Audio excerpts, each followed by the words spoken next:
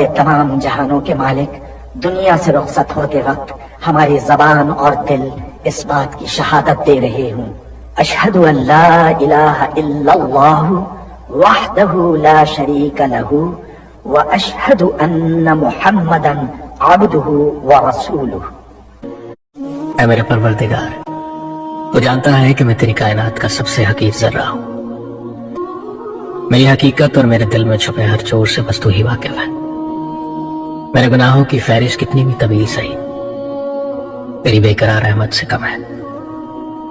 میرے مولا، تیرا ہی آسرا ہے، میری ہر سانس کے مالک، میرے ہر کام میں اپنا کرم فرما، مجھے شکر نہ کرنے والوں میں شامل نہ فرمانا، مجھے شکر بجا لانے والوں میں شامل کرنا یا رب۔